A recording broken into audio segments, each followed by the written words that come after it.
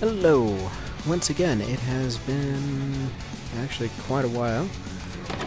Had a couple of people ask me to put up another one of these. So, I never really covered this. So I was meaning to do that earlier. Basically, to cover how everything works here, you start off with the basic map, you got your height, elevation, all that. You can put together a random one, so let's go ahead and do that. Usually, well actually not usually, it'll always start out with two Chinese civs on either side.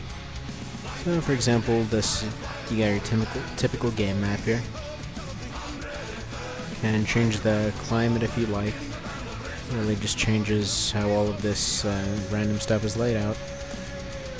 Usually, I don't know, when creating custom maps, I personally always preferred to just go ahead and do everything by hand. But it's there if you want it. Have all this kind of stuff going on. Let's see. There we go. Like you can change day, night, all that kind of thing. Alright, next up, elevation. You can just go up and make certain places certain elevations. Now this. So anyway, yeah, you can just make paths if you want. These basically will just go through these mountainous areas. They're a lot like the paths that normally show up. Everything just kind of takes a little bit of clicking and messing with it.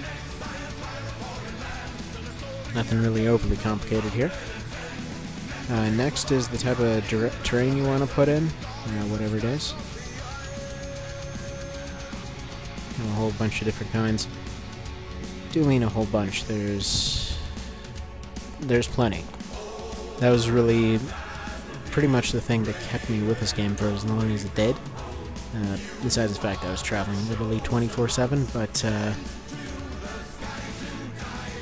it has a lot of customization for these maps, and when I used to have an online community, it was pretty fun. So from here, you pick basically what units you want to have, where you want to put them. You can have any of them from the campaigns or anything else. There's a lot more in here than there is in the regular game. You can actually stick landed planes, although with the exception of, I believe it is the, I want to say it is the US equipment carrier. All the rest of them will just blow up as soon as you try to select them and use them, so they're pretty much just there as scenery. If you stick down a where's the stupid thing? If you stick a Zeppelin anywhere, it'll always just fly into the air. Doesn't matter where you put it. So next up are your triggers. This is what made it really simple for, well, I was a kid back then. Sort of understood how computers work, but was not too bright as far as it goes. But camera, you can just set up any kind of cinematic camera angles. Let's say we have here, actually we would need an object first. Okay, so first things first, we get an object. Let's go with this spear guy over here, and I have this microphone a bit too close. So this guy,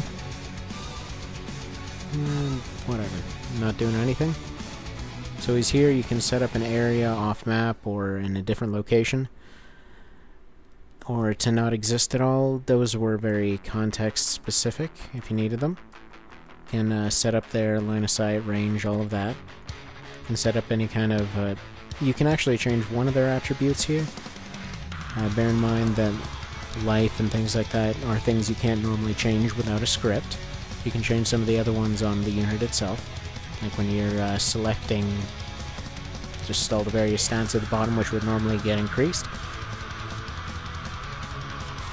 But these are all things that can be assigned. I'm not going to go into it, never even bothered to use them, but basically it's just all stuff you could have assigned. And this is if you want them to be selected by anything, and who they're visible by. But again, I can use that. Okay, so let's just go ahead and call this most creative name ever. Alright, So an area, pretty much you select any area. So let's say here, just anything you want to have. You can actually combine it with different areas if you want to use different shapes. But that is what it is.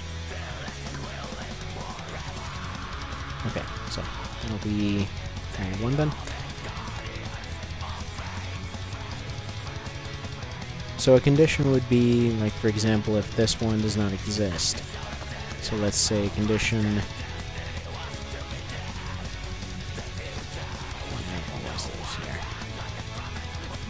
And it has been quite a while. Okay, so let's say first guy ran out of... ran out of money. Then something would happen.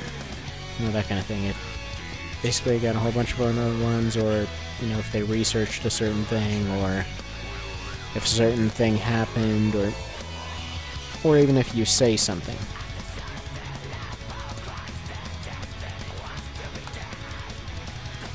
Then you can have various effects, like, let's say... kill object 1. Now with a camera, you can specify a certain type of music to go with it. You can set up all this.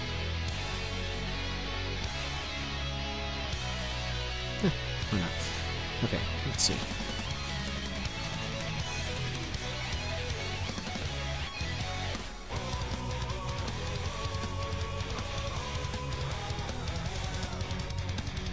So here is just whatever you want to select for it to follow.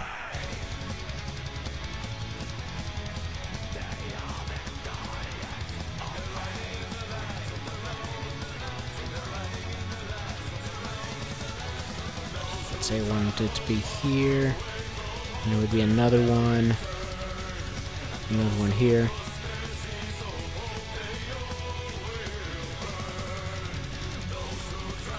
How did this work again?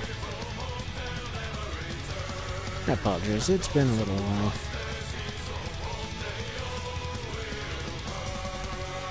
There we go. So it'll follow between your points that you have set up.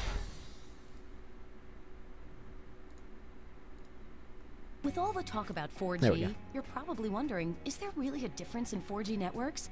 The answer is yes. Fact is, Verizon 4G LTE smartphones are twice there's as where it fast shows as where all any your AT&T paths are. smartphone.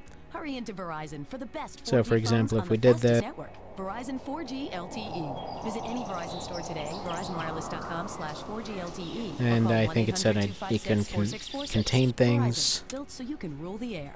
Coverage details at Verizon Ah, Wireless.